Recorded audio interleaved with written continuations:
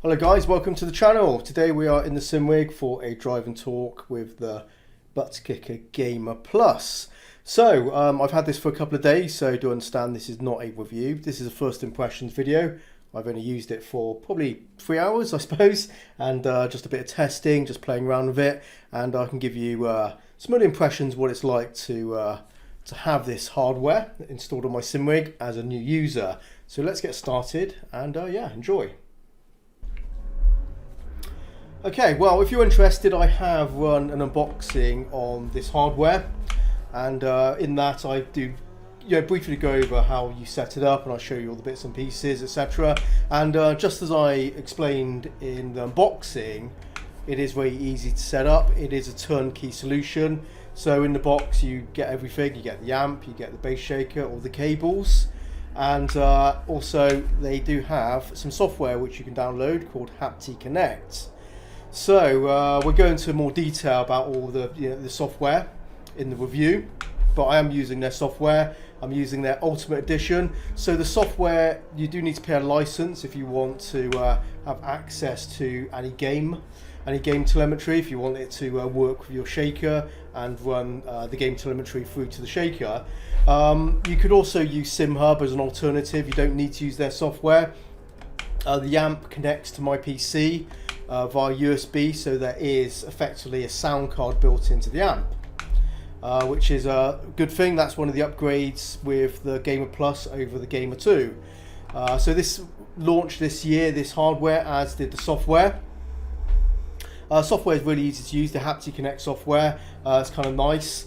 But as I said, you do need to pay a license or buy individual games, access to them. So it comes with a free version, which doesn't do a lot, the free version of the software. It just acts as a sound splitter if you want to send audio to two sound outputs, like if you have a sound card, and obviously you've got this as a sound card as well. So with Windows, Windows only allows you to send audio to one sound output effectively. So the software basically is a splitter, the free version, and to get access to, if you're going to run it with Simracing games, you'll need to buy the standard version, which gives you access to a few games, and after that, oh god, I just messed that up, and you then have to also buy a license for individual games after that. So the best version is the ultimate one, but it is quite expensive at $60, $59.95 or $99, one of the two. And yeah, so it's not the cheapest software, but it is easy to set up, and it is obviously tuned to work with their hardware, which is not a bad thing. So if you want an easy life, then certainly their software is not a bad option. The only limitation, again, with the HaptiConnect software is they only support 12 games right now. So it's most of the sort of core sim racing titles are supported, but if you go back a few years, there might be a few titles which aren't there. So it's not the most extensive collection of games supported there, but yeah, it is what it is. I'll put a list on what games it supports right now on screen, so you can have a look at that, so you know what you're going to get, or what the software supports if you get it. As for the hardware, well, it's a ButtKicker, isn't it? They've been around for years, and I have to say it's doing a really nice job.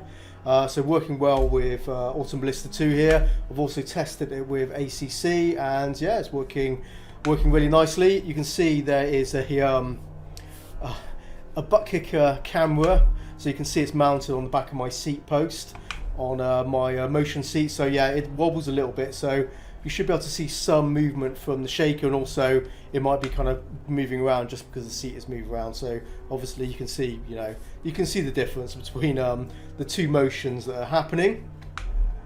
If you've never used transducers, then the way I'll describe it is it's a very realistic feeling of vibration through the seat. Now, just imagine, like, if you haven't used it, this is how I'd kind of describe it. If you're a passenger or driver in a car, you always have that kind of ambient feel of the vibrations coming through the seat. you know, of the moving vehicle when the engine's on, and that's exactly the sort of sensations you feel here. It's this kind of like continuous vibration of through the seat, like it is, like, you know, as you would if you were sort of in a, you know, moving car. And when I go over bumps, I can feel those, they come through as well. So you might see when I go over some, if I just try and clip some curbs here, what you might see is the shaker is going to get a little bit more active, because I'm feeling those bumps as well. So the effects coming through, they're all basically separated and you can tune them. And so what I have is I have acceleration, I have road surface texture, gears and collisions, suspension and curbs. That's the ones I've set. It also had a couple more which I've turned off. It did have wheel lock as well and wheel slip, which I decided to turn off. And the other thing you can do is tune the intensity of each individual effect. So you can do that in the software, and of course you can tune the overall power coming from the shaker by using the volume control on the actual amp itself. So yeah, easy to set up. Right now it is set at, I think, 25%. Yes, 25% volume. And I just made a few adjustments to the sliders, to the effects. I ramped up the rumble effects, because I think it's great. It really feels great through the seat when you feel those effects. And it's the sort of thing you kind of want to just clip curbs and go over the rumble strips just to feel it. It is fantastic. There is a little bit of noise from it. I wouldn't say it's particularly loud. I don't think the microphone is picking this up, but I can certainly hear it when the actual bass shaker is getting really active. So if I go over some rumble strips, I can feel it, and I also can kind of hear a bit of the rumble as well, which is not unpleasant. It's absolutely, you know, it's kind of nice. But yeah, if the higher you set the intensity, the volume of the amp, it's going to obviously increase the power of those effects. But it comes to a point when it gets, you know, it can rattle around. You clip. Essentially, the shaker will basically bottom out, and it will just kind of like make a rattling sound. It'll be too much, and at that point, it doesn't feel right anyway. So, you know, for me, where it's set on my seat here, 25% is just a nice level of sensation through the seat, and not like crazy loud. So I could set it a bit higher. But one thing you will need to do when you do set it, set the volumes up, you will need to probably go into each individual effect and start just adjusting them a little bit, because the intensity of some of the effects are higher than others. So you could get the clipping unless you sort of like start adjusting it. So yeah, there's a few things you need to do there. It's not hard to do. You know, you simply you know, get on track and just play around with it, and just alt tab to the HaptiConnect software and just set the sliders. So yeah, easily done. And so yeah, not really hard to set up, and yeah, it's loving it. It's really, really nice, and it's kind of interesting actually.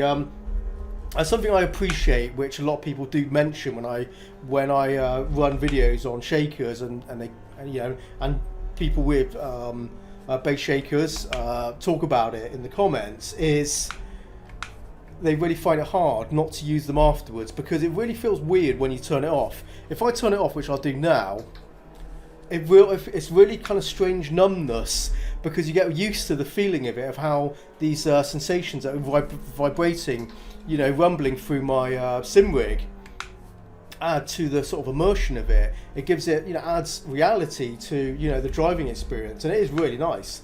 You know, you really do appreciate it when you're running it, and it gives you know, it does give this presence of being in a vehicle, because you just have this, you know, you're just surrounded, not just, you know, you're surrounded by this sensory kind of input from the track, and, you know, they're coming through the car, and it's fantastic. It is really nice, and I do recommend using a shaker, you know, on your Simrig.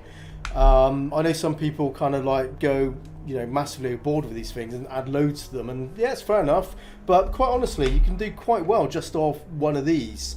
This ButtKicker is doing a really nice job. I can feel the vibrations actually through my pedals as well, amazingly, yeah. So I'm not wearing shoes. If I was, I probably would feel it, but I can feel the hum of the kind of vibrations coming through the heel deck on my pedals. and also for my, which you can't really see, but I have my Jinx sequential shifters just to the left of me here, and if I put my hand on that, I can also feel the sensations through there. So yeah, it passes through a lot of the Simrig just by being planted on the back of my seat here. So it's very effective, and yeah, just one is actually doing quite a nice job.